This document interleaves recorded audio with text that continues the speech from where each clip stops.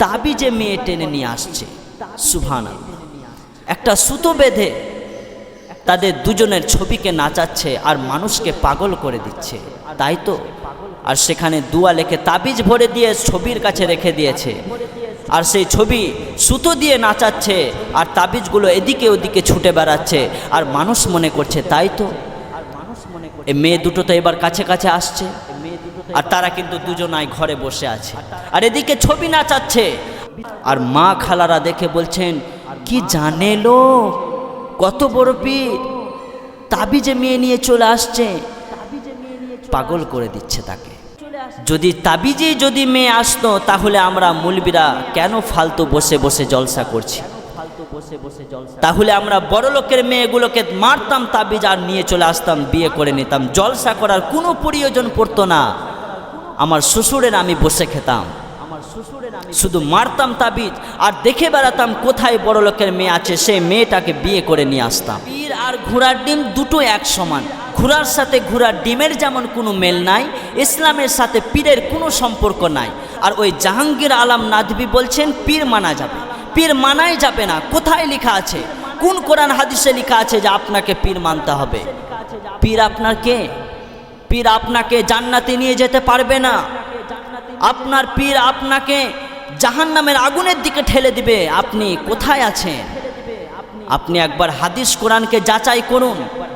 আপনাকে কে জান্নাতে নিয়ে যাবে তাকে আপনি ছেড়ে দিয়ে কোন ওই 2 টাকার পীরকে আপনি মানতে গিয়েছেন। ছি ছি ছি, ওই পীরকে আপনি মানছেন, পীর আপনাকে জাহান্নামের দিকে ঠেলে দেবে। ওই পীর যাকে আপনি মানছেন, ওই পীর তো নিজে জাহান্নামে যাবে, তার সাথে দর্শকদেরকেও জাহান্নামের আগুনের দিকে নিয়ে যাবে। সে কিন্তু জান্নাতে প্রবেশ করতে পারবে না। অতএব বন্ধু, আমি আপনাকে বলি, আপনি কোরআন হাদিস যাচাই করুন।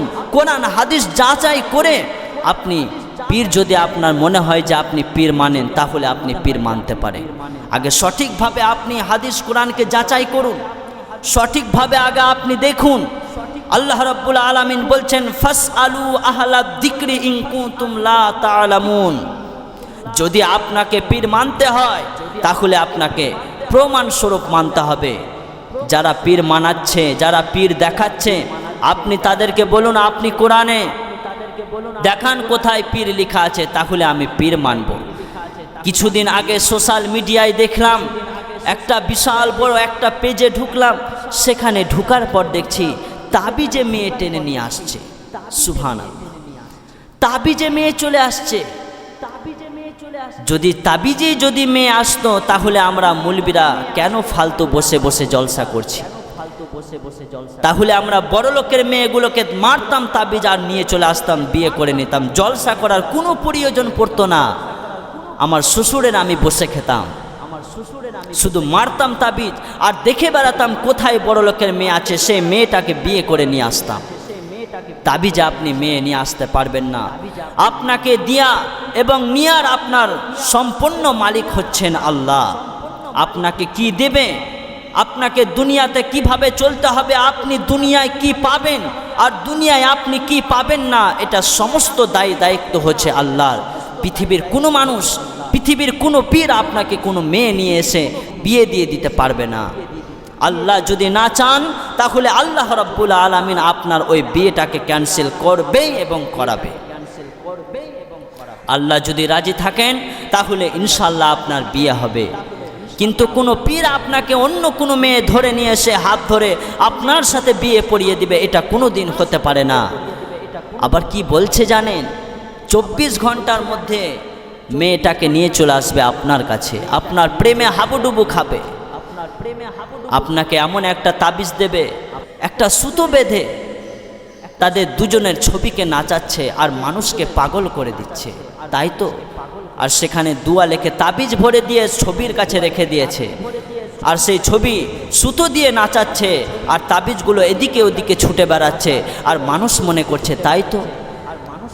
এই মেয়ে দুটো তো এবার কাছে কাছে আসছে, আর তারা কিন্তু দুজনাই ঘরে বসে আছে আর এদিকে ছবি নাচাচ্ছে। আর মা খালারা দেখে বলছেন, কি জানে লো, কত বড় পীর, তাবিজে মেয়ে নিয়ে চলে আসছে, পাগল করে দিচ্ছে তাকে। আপনাকে এই দুনিয়াতে বসবাস করতে হলে আপনার কার হুকুমে চলতে হবে? কাকে আপনি মেনে চলবেন? ওই পীরকে মেনে চলবেন না আল্লাহকে মেনে চলবেন?